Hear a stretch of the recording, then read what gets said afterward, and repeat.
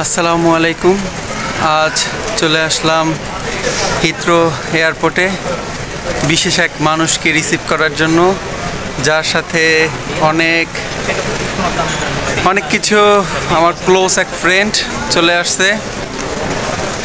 স্বপ্নটা যদি দৃঢ়ভাবে আপনি মনের ভিতরে গাঁথতে পারেন, সেই স্বপ্নটা সত্যি হবেই ইনশাল্লাহ।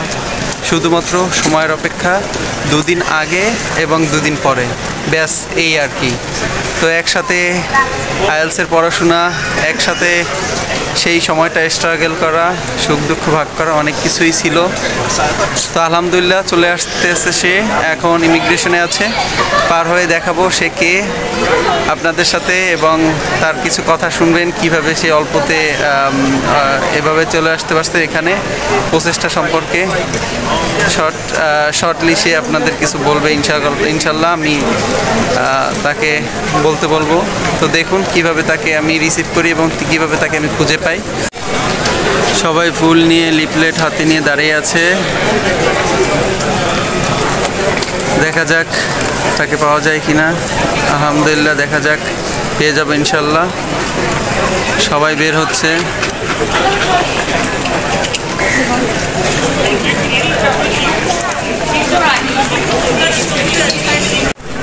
আজকে ওকে রিসিভ করতে এসে খুবই ভালো লাগতেছে। অনেক কষ্টের স্মৃতি আছে, অনেক স্ট্রাগল আছে, যেগুলা দুজন ছাড়া কারোর সাথে শেয়ার করা যায় না। সেই কষ্টগুলো আসলে দুইজনেই জানি সেগুলো। অনেক ভালো লাগতেছে, দিন শেষে অনেক বাধা বিপত্তি পার করে আসতে পারছে, এটাই আলহামদুলিল্লাহ। তো আমি আজকে সত্যি অনেক খুশি যে আসতে পারছে। এই দরজাটা বের হওয়াটা অনেকটা সহজ, কিন্তু এই দরজা দিয়ে ঢোকাটা অনেকটা কঠিন, সত্যি অনেকটা কঠিন। আসাটা যেমন সহজ, কবে যে বাড়ি ফেরা হবে আমরা কেউই জানি না। তবে আশা ছিল, আসবো ইনশাল্লাহ, আসতে পেরেছি।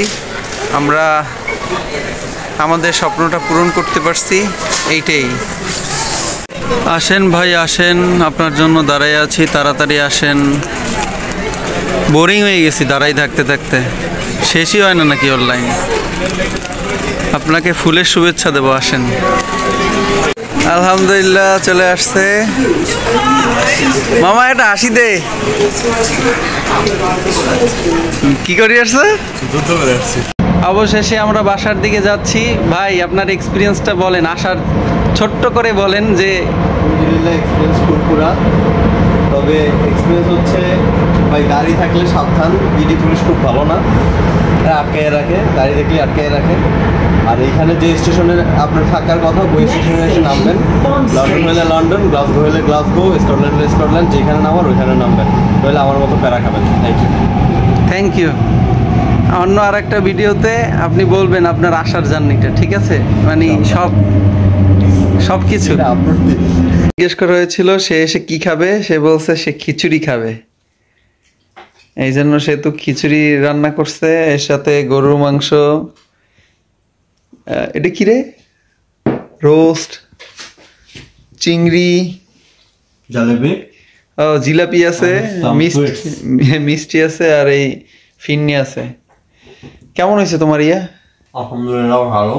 20 ঘন্টার জার্নি শেষ, 36 ঘন্টা পর 36 শান্তি করে কিছু খাইতেছি।